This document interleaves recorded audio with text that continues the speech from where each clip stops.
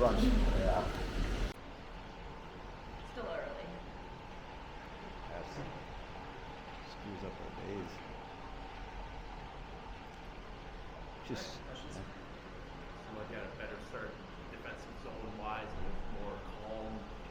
Did you feel like that was an area of emphasis from yesterday to today?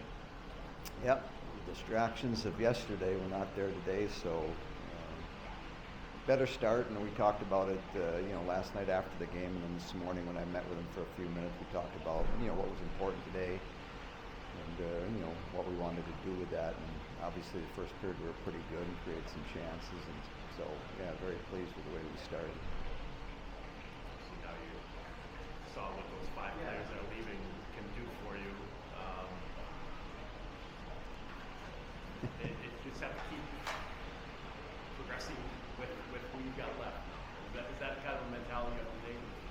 Well, that's all you can take. I mean, we knew it was coming. We talked about it in September as a group, as we got together, and time goes by quickly, and now here we are. And the teams, overall we've put ourselves in good position. Now we're going to get challenged.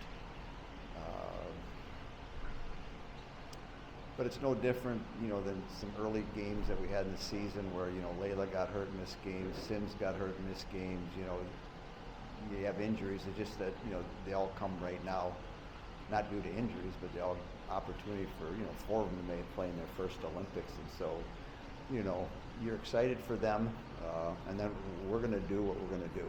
And so we got to come together really tight. We got to play as a group. We got to be unified in what we're going to do, and that'll start Tuesday at practice and getting them to understand, their minutes are going to be higher, and can they play, a smart game, because it's going to take more than just playing. It's going to be a game where you got to play really smart. You got to do things, and those things, little things, will be emphasized more so, especially in the first 4 games. When you go to Minnesota and then you come back here against Ohio State, but. Denver loses their quarterback last week. Nobody's going to feel sorry for you. You got 1 game and you're in the Super Bowl. And so work with the player, get them to manage what they need to manage and what they can do to help the team win. And so, yeah. Because I can't change it. I can't call up, the GM down on my minor league team and say, hey, okay, I need 2 centers, I need a right winger, and yeah, send me your goalie, by the way, too. So it's uncharted, it hasn't happened before. I mean, because on all the other previous Olympics, the U.S. and Canada has centralized, and those players are gone for a year. We've been through it. I was part of 2010 up in Vancouver. So this is the first time for us. Obviously, we've got probably the most players going, and so Ohio State will be missing a couple, Minnesota's missing a couple. So here we go. Do you get a sense that the players who are going to be here still, that they're kind of relishing this challenge, or is it too early to really get a sense of how they, the vibe of the team and how they'll, handle it? Yeah, it's a good question, because that's where the space we have to get into. We have to embrace this challenge. It's no different than within a game, or if somebody gets hurt, somebody stepping up has to accept that challenge. So collectively, as a group, we have to challenge. And the biggest thing for us is we got to protect our goaltenders, because obviously they're not experienced to the level where you'd like them to be. They haven't had the minutes that maybe you'd like to have them have, but it's not going to change between now and next Friday at 6. It's like, okay, here's what we got. How can we put a game plan together to give us the best chance to be successful? And then after Friday night's game, again, you're going to learn from that game, and then you move into Saturday's game, hopefully making adjustments and doing things. But yeah, ownership now is within the group that we have left behind, and now we play. Give me a read on that first goal, the one she scored, where it was like she just came off the bench and kind of saw things happening before they happened. Is that just kind of what you've gotten used to, that she can kind of almost predict where things are going to go and be where? Yeah, I mean, that's the nice thing, that what she has in her toolbox is she can get there. So, some players might be able to read a situation, but, it's like a DB or a safety. All of a sudden, I'm reading the quarterback's eyes. I see where he's going to throw it. Can I get there? And she got there, and then she put a great move on the goaltender and sort of set the tone for what the rest of the first period is going to be like. But that's, her skating ability is, phenomenal. She was telling me that she handled a one-on-one with you this week. She wasn't happy with her performance last week, which nobody sees that stuff, but she feels it. And is Yeah. is that in her nutshell just the perfectionist in her? Most likely, and I think some players are in that space. They're harder on themselves than anything else, and so if they make a blatant mistake within a game, they might take that one play or one situation and relate it to the 60 minutes that they played and say, "Oh, I had a horrible game." Well, wait a minute, no. And so as a coach, I showed some video after Friday night's game last week, and then again I showed some on Saturday because it's a learning opportunity. And so if you take the names off the back of the jersey and the numbers and just say, okay, here's a situation where our players are in, and how can we do that better? And then you take away from that, say, oh, okay, the next time I'm in that situation, I might react here. So if I make a bad play, do I take ownership of it? And then, if we call that out, do the other players understand it too? And so if she makes a mistake, which I told her, I said, nobody's perfect. Nobody's played the perfect game yet. I mean, you included. You're a best player. You're really good, but you're going to make mistakes. And how do I accept my mistakes? If the coach gets in my ear and makes a mistake, I take ownership of it. And then, if he sits me for a shift, oh man, what a powerful lesson that is. Not only to you, but our best player, is held accountable. And then all of a sudden the other players are going, oh wow, that's impactful. And so how do I take that? And so I think sometimes as a coach you have to recognize that. You pull them aside and you have a conversation. I mean, it's like, hey, you're going to make mistakes. That's okay. Can I correct it? I mean, it doesn't mean you had a bad game. I mean, you played fine. You were fine. I mean, just because one play doesn't define what I did for 40 minutes or 50 minutes or 60 minutes. It's like, what can I learn from it? Yep, you're right, coach. Yep, I shouldn't have done that. Won't do it again. Going back on. Next shift's the most important one. And I think sometimes, some kids, high-end kids especially, just a small conversation with them can get them to understand things a little bit better and give it a little bit different perspective. And then she came out, yesterday, and holy moly. I mean, she could have scored another 3 or 4 goals in that game. And so it's like, so if I can clear this thing up, and that would be for the Olympians. I just shook Adela's hand wishing her luck because she's getting on a plane shortly, and she's heading over to Czechia right now. And the other kids, it's like, can I clear this? Because, she's playing at a real high level. And so mentally, can I get myself ready for that next step? And for those 4 kids, it's going to be, putting that USA jersey on and getting ready for it. Physically they're ready. Are they mentally ready for it? And so I think they're in a pretty good space. What's your advice as a coach for the 4 going to Olympics for the first time? Watching them, probably compete in their childhood dreams and going on. Like, what's your advice? Well, KK's been at one, so Yes. her role is going to be a little different than the last one. So, she's going to have more of an impact with her group and her team now. But as I told him, I said, you got to keep the most important thing the most important thing. And what does that mean? Because there's so many distractions. I mean, you just talk to Layla right now, what's happened in the last 10 or 12 days and all the distractions she's had to deal with. And does that affect your game? And you'd probably look at her the last few games and say, oh boy, yeah, she's maybe not quite herself. Well, you're doing 3, 4, 5 media sessions every day. At some point you got to say, okay, I got to put a schedule together. No, I can't do that because, the games are going to go by quick. It's only 2 weeks, and so if I don't keep the most important thing to make sure I'm taking care of myself, I'm getting ready for my next practice or my next game, and I'm focusing in there. And so I take all these distractions, and can I eliminate them? And so make sure your family's taken care of, make sure they have their tickets, and then wish them luck and enjoy the Olympics, because I need to focus on what I need to focus on. And there's always time and space where I can maybe relax for a moment and enjoy some of that, but no, they have an opportunity to win a gold medal, and you get this short window to do it, and so that becomes the most important thing, and make sure you're doing that. So Check when you scored off the face-off, I think it's Simms, yeah, walked right down the middle. It's like is that kind of just the way you C designed parted. that? I read C just went, and then Or she went. I mean, she can use kind of Yeah. jumpers as almost kind of a pick there to Yep. go around her and clear the space for her. Is that something you've seen her do before, or has seen that work out before? Not quite the way it happened, because most teams would have defended it probably a little bit differently. I mean, normally that part of the ice, as you've seen, doesn't open a lot. Especially against Bemidji, St. Thomas, some of the teams that really try to defend well and create some of their offense. Duluth out of their defense, and so when she cut it, around the top of the circle and took her step towards the net and it opened up that much, you don't see that, because usually that left winger or that left defenseman in that situation is going to fill that lane and try and block that shot.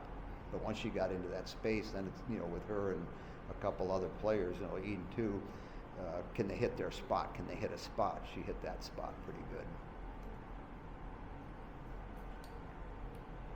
Good? Thanks, Sure. All right, man. Thank you. Thanks, Mark. Thank you. Enjoy your Sunday. Yeah, it's like. You have a whole day now. A whole day left. What do you do with them uncomfortable? Thanks for coming. Questions for Kirsten? Coach was talking yesterday about how when I think it was you and KK, but when you're feeling it, it's really obvious that you're feeling like you're playing really well. Is that where you're at right now? Have you felt that last few weeks of a game kind of reaching another level? Yeah, I mean, I think for me, hockey's fun. So when I have the most fun out there is when I'm playing my best. And so, I mean, coach says it all the time, you got to have a smile on your face, and it automatically lights you up. So, I mean, I think that's kind of what my mind shifted to this weekend is got to have fun with it. It's one of my last times in the bond. I mean, I got to enjoy it. And so, yeah, I mean, from first, second shift to the first period, I mean, you kind of get a feel for it and kind of get your touch, and then you kind of get going from there. But I mean, when I'm enjoying the game and I'm having fun with my teammates and just having a good time, I mean, it's pretty easy to get into the groove of things. Well, I was gonna say, I mean, you've been asked about the Olympic thing, before, and now, it's next on your plate. I mean, just kind of has your mindset already kind of flipped to, the Team USA, and what are you looking forward to with this experience? Yeah, I mean, obviously, I'm super grateful for the opportunity and just super excited overall. I mean, it was good to finish out a sweep with the girls this weekend and then get to enjoy them the last 2 days. But then, yeah, I mean, tomorrow it's kind of a new chapter begins, and you're focusing on Milan now and focusing on the Olympics and that side of things for the next couple weeks. But I've kind of been in two brains the entire season where I'm shifting from USA and Wisconsin, and I try and be as present as I can while I'm here and then while I'm there. So, yeah, like I said, I mean, we leave in a couple days, so obviously getting more antsy and more excited heading into that, but it was great to finish out with a sweep here. Kind of related, and Mark was in here just a second ago talking about how Dallas, getting on a plane. Like, next time you're on the ice with her, you're on opposite sides right away. Yeah. I mean, what is that just like right now? Obviously, wishing her the best. And, Yeah. And that's the first game you take the ice. Is there anything kind of special to that? Yeah, I mean, it's going to be awesome. I mean, like, when we faced her at Worlds, I didn't really know her yet. So, we knew she was coming in, but didn't really get to know her yet. So now it'll be nice to kind of have a friendly face on the other side, but at the same time, she's our competition now. So there's an in-between there where it'll be nice to get to chat with her probably a little bit before, a little bit after the game. But then on the ice, I mean, we're not Badgers anymore at that point. So there's a little bit more of an enemy there, but not actually. I mean, she's been unbelievable this year, and it's going to be super exciting to get to see what she does there and get to play against her as well. We didn't ask you guys, how have you managed this with school? What have you set up or had to say with professors and things like that for basically being gone for 4 weeks? Yeah, I mean, it's been awesome because the school's been really helpful with us being in and out and stuff. And then I think for us, it's really nice that we have a bunch of other girls that's kind of been in the same process because while we're there, we all make each other do like a little study hall together and make sure we're getting our work done and stuff because it's just kind of keeping on top of it. And I mean, it gives you something to do because sometimes you get a lot of free time. I mean, once you go play pro hockey, it's all you got all day. So it's like you kind of run out of that free time, and your free time right now is doing schoolwork. So it's nice to kind of have a group of us that can go to a coffee shop, sit down, get our work done, and just, I mean, it's been tough, but you get used to it. And then when you got other people with you, it makes it fun too. I'm curious to ask, when you're on a 3-on-5, does it feel any different than in any other type of power play? Or, like, what's your mindset when you have you're 2 down and having to watch multiple players versus maybe just 1 or 2? Yeah, I mean, I think our team does an incredible job penalty killing as it is. I mean, our 5-on-4 has been pretty successful this year, and then obviously we've had a few where we had 2 down this weekend, and the girls that are out there do unbelievable. I mean, when a team can't score on you and it's a 5-on-3, I mean, that's pretty impressive, and that's a testament to the PKers out there in our defense and our ability to keep the puck out of our net, and then as well as our goalie too. So it's definitely different. It's definitely a lot more puck possession for the other team, but I think we just do such a great job defensively and really hone in on it when that becomes a chance, and so the girls do really well with it that get put out there in those opportunities. When you scored off the face-off, have you ever seen a lane quite as open as that? And wheeled around the top and kind of got a running start almost there into the slot. Yeah, I mean, it's I think when the D comes down, it kind of opens up things, and they're pretty good at man-on-man and trying to kind of stay on each player throughout the game. But when a D trying to changes it up there, they kind of have to recognize that the D is not at their blue line anymore, and then they don't realize that a forward's getting up there. So yeah, I mean, Viv was able to create a lane for me by creating that drop pass, and then Lacey did an incredible job off the draw getting it to Viv to begin with. And yeah, I told Lacey when I got back to the bench, I was like, I don't think I've walked on Broadway like that in a minute. I was like, I had quite the time to see all the angles. So, but yeah, like I said, I mean, it's also just the way it is off the draw and how it went creates it to be successful. I'm sure you're confident in your teammates, while you're gone, but can you just tell us what have you seen from this group that gives you confidence that while you guys are off to the Olympics that they'll be able to handle things and take care of business? Yeah, I mean, I think it's coach is able to roll the bench for pretty much every game during the season. Obviously, there's times where certain lines play a little bit more than others, but for the most part, we're able to play all 12, 13 forwards, whoever's dressed, and then same on the D end. And so I think that's something special with this group is that we've always had that type of depth. And I mean, you see girls on 3rd, 4th lines putting up points this weekend even, or putting up points in the past. Or for example, like Claire Enright, when a few of us were injured earlier this year, had like a 6-point weekend or something. I mean, so these girls know how to step up and know how to score in big moments and create those things. And we have such a skilled and deep roster as it is that they're going to be just fine and they're going to be super successful. You shoot against Raya every day in practice. I kind of just wonder if you get the sense that she feels ready up to the task, especially with the next 2 weeks who y'all are playing right away here. What your impression of her going into that stretch is? Yeah, I'm honestly excited for her. I know she's been itching for it and itching for the opportunity, and she's been doing really well in practice, and just the development from her from the summer compared to now is truly incredible. And I mean, she gets to showcase her now, which is cool for her. I mean, that's a great opportunity as a goalie when you get to go in as a freshman and kind of show what you can do, and I think she'll do a great job, and getting to stack up against pretty good competition the next couple weeks will be really good for her, and hopefully a confidence helper as well. You've gotten to know KK a lot over the years. How competitive is she? Can you put it into context? Yes, I can put it into context. I've been with her since high school, honestly, because we played at Slux Academy together, and then we played against each other. And she's somebody in practice. A small area game matters to her more than anything. And I mean, I think that just makes her such an incredible player. Is that she has that mindset. Every one-on-one she's in, no matter what the drill is, if it's 2-on-1, if it's a 3-on-2 drill where you're just trying to get reps, and the D is technically supposed to get beat. No. She finds a way to not let that happen, and she finds a way to try and score off of it. And so I think that mindset that she's had since I've known her since she was probably 14 years old, 15 years old, I mean, has made her so successful. And then obviously you can see it on the ice, but it's incredible to see that she has that same mindset in practice as well. Kirsten, I'm curious what you know about the accommodations in Italy. Are you familiar with your current teammates, or do you know what that's going to be like when you get there? Yeah, we actually haven't found out roommates yet. I have no idea. Like, I wonder if I'll be with Ava or whoever. I mean, KK and Layla are always paired together. I mean, to be expected. But yeah, I haven't heard much. It's more kind of when we land, we figure it out. And so I'm just excited to see what it's like. I mean, I've heard nothing but incredible things about what the Olympic Village is like and all those things. So I'm super pumped to kind of get the lay of the land and kind of get to know it better. And then it's going to be awesome to be around other incredibly talented athletes of other sports, and then obviously the men's side as well.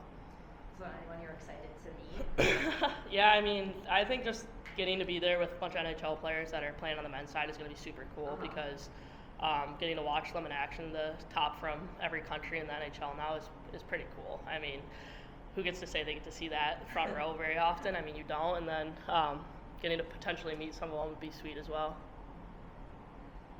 Hope the building's done. Yeah. I think it's getting there, yeah. Yeah. Good Of luck. course. Thank you. Good luck. Appreciate it.